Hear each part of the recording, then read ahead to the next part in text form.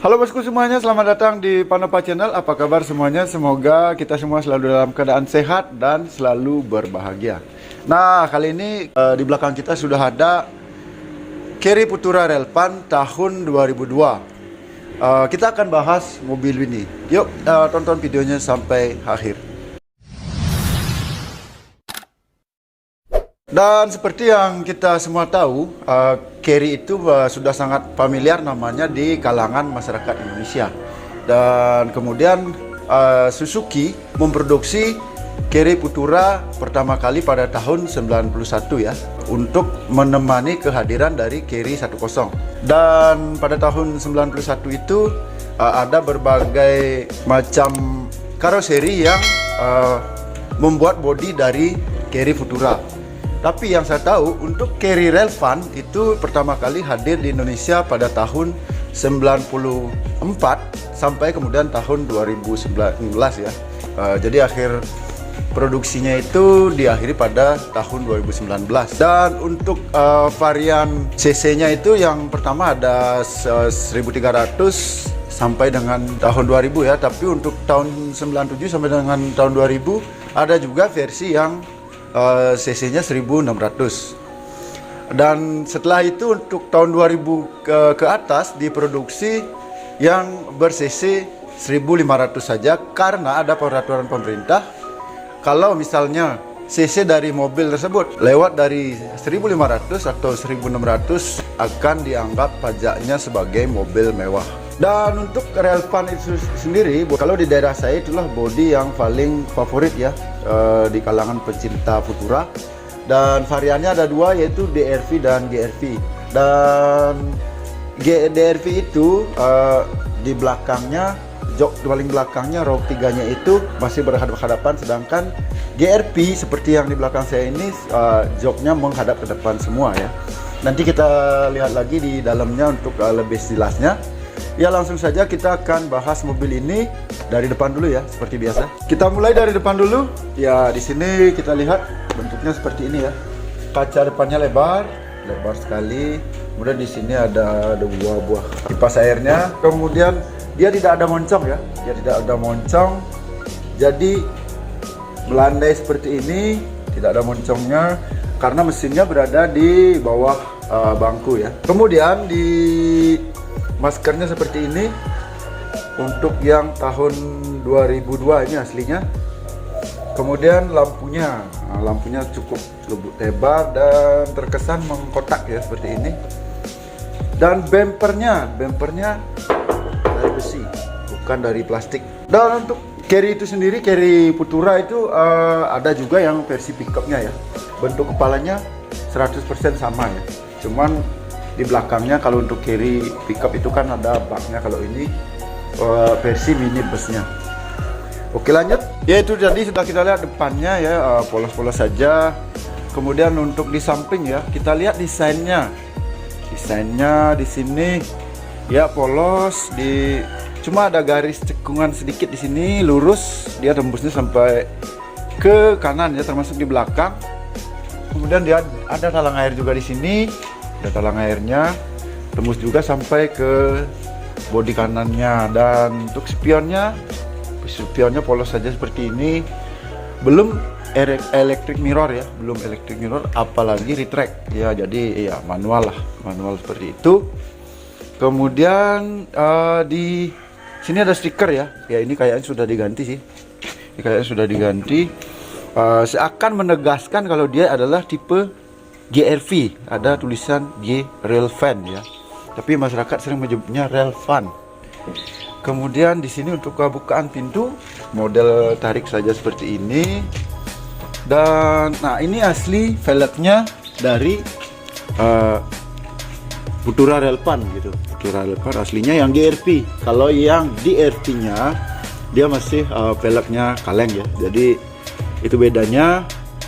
Kemudian untuk bannya ini memakai ban 175 70 R13, velgnya aslinya ini R13 ya, 13 in. Kemudian di sini ada semacam lubang udara di sini.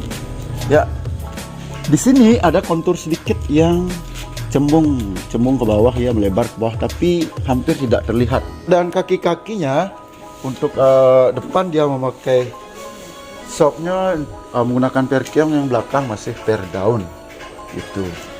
Nah, mobil ini ada dua fungsi ya. Selain dia bisa digunakan untuk kerja atau niaga, dia juga bisa digunakan untuk mobil keluarga. Jadi spesial untuk yang GRP menurut saya sih lebih tepatnya untuk keluarga, mobil keluarga ya, karena joknya ke depan semua gitu.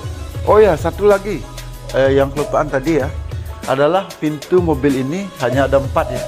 Jadi untuk pintu penumpangnya hanya ada di sebelah kiri sini, sedangkan di sebelah kanan itu tidak ada pintu lagi ya, hanya ada pintu di belakang sana lagi satu. Dan untuk bukaan kaca, nah bukaan kacanya termasuk unik ini. Yang di kiri sini dia bisa naik turun, yang di kanan sana model tip top atau flip ya, sama seperti yang di sini. Ini juga model flip atau tip top. Ya, kemudian lanjut di bagian belakang, kacanya juga seperti ini ya, lebar, polos saja juga. Desain belakangnya ada talang airnya juga seperti yang saya bilang tadi, tembus ya sampai sekeliling bodi kanannya.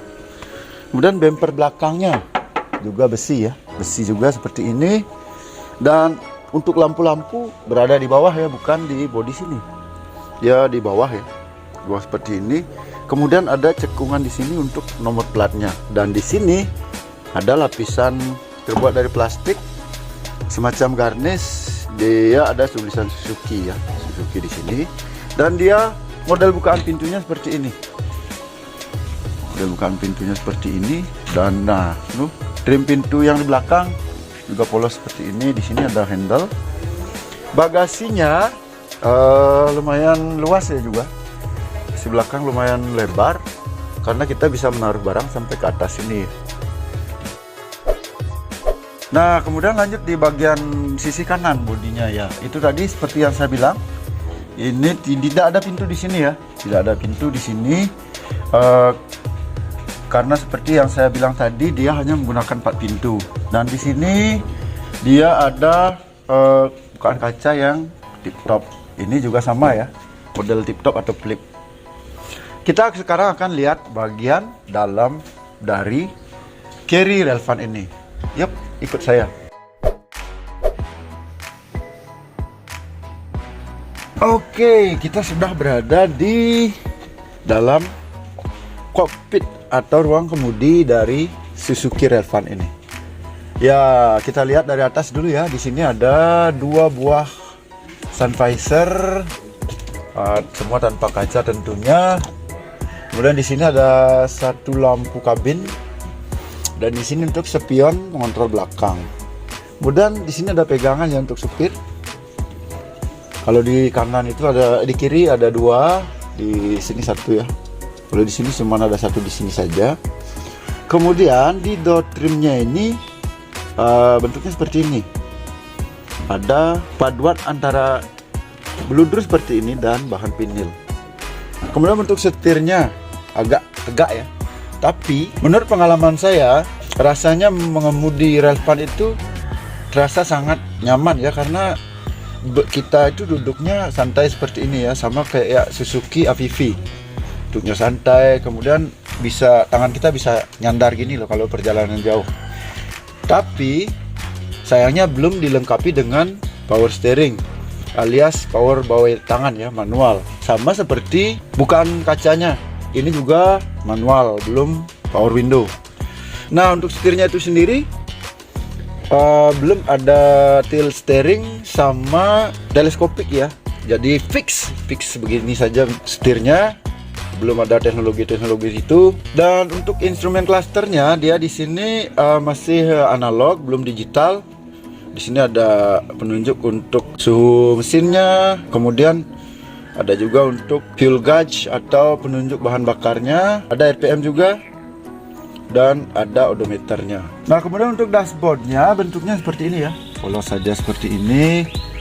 Rasa dari tempat duduk kita itu dia rendah ya, makanya untuk pandangan ke depan, ke samping dan ke belakang itu terasa lega banget ya karena kacanya lebar-lebar. Kemudian lanjut di sini ada mungkin tempat tisu ya, tempat tisu di sini untuk kisi-kisi AC-nya ada 4. Kemudian di sini ada penguturan AC yang model geser. Nah, audionya ini masih asli, masih kaset. Kemudian di bawahnya ini ada asbak yang sering digunakan untuk tempat STNK ya, padahal dia fungsinya untuk asbak. Dan di sini kok tidak ada apa-apa. Di sini ada tempat penyimpanan yang cukup lebar. Dan di sini juga untuk menaruh botol minuman. Rem tangannya berada di sini, dan ini untuk shifternya. Dan di sini ada tempat penyimpan lagi di bagian tengahnya. Nah, untuk joknya dia hanya bisa reclining ya, belum bisa diatur untuk naik turun. Kemudian fitur keselamatan dia hanya ada sabuk pengaman, jadi belum ada airbag gitu ya, belum ada airbag dan semacamnya. Oke, apalagi yang kita bahas di depan sini? Ya kayaknya udah sih. Dan di sini ada, karena ini GRV ya, ini ada powernya lagi satu di atas ini agar penumpang di belakang lebih dingin ya, tidak kepanasan. Ya, kita lanjut melihat bagian dari kursi penumpang ya. Ya, karena dia posisi lantainya tinggi karena ada mesin di bawah, jadi dia ada pijakan atau step di sini ya. Ya, lengkap ada logo Suzuki juga di sini. Yuk kita masuk. Ya, jadi untuk GRV ya, kalau di GRV itu kita tidak bisa belakang dari sini. Nah, ini istilahnya joknya ini captain seat ya, terbelah menjadi 2 begini. Dan sayangnya tidak ada armrest di sini ya. Ya, untuk jarak kaki saya ke depan lebar sekali. Kemudian untuk sisa ruangan di atas kepala juga masih lega ya. Masih lumayan lega karena dia tinggi atapnya. Sini ada pegangan, sini ada asbaknya. Kemudian ini fix, model joknya ini fix, tidak bisa dimaju mundurin lagi. Dia hanya ada reclining model seperti ini. Oke. Nah, kemudian mesinnya berada di bawah sini ya. Kalau misalnya mau lihat mesinnya, ini bisa dibuka. Di sini ada, ini bisa dibuka. Ini menggunakan baut. Oke, nanti kita lihat mesinnya dari depan saja. Dan kita coba ke belakang. Kita coba ke belakang, apakah masih lega? Oke, masih lega ya. Masih lumayan lega. Ini juga ruang kaki saya, lutut saya juga masih belum mentok ke bangku depannya. Dan di sini ada speaker kiri kanan, ternyata tidak ada tempat penyimpanan apa-apa di sini. Di sini ada lampu kabinnya 1 ya. Ya, dan dia ada sandaran. Oke ya, itu ya untuk jok paling belakang ya. Oke, selain dari belakang sana, dari sini kita juga bisa melihat mesinnya ya. Jadi kalau misalnya melihat air radiator dan mau ngecek olinya bisa dari sini ya. Ya, ini mesinnya terletak di sini. Oke, di sini radiatornya ya. Dan ini 1500 cc, tapi masih karburator ya. Oke, 4 silinder tentunya. Oke, demikian video kita kali ini. Jangan lupa like kalau Anda menyukai video ini, dan agar Anda bisa mengetahui atau melihat video berikutnya dari kami, jangan lupa untuk subscribe channel ini. Kita jumpa lagi di video berikutnya, tetap di Panova Channel. Terima kasih telah menonton.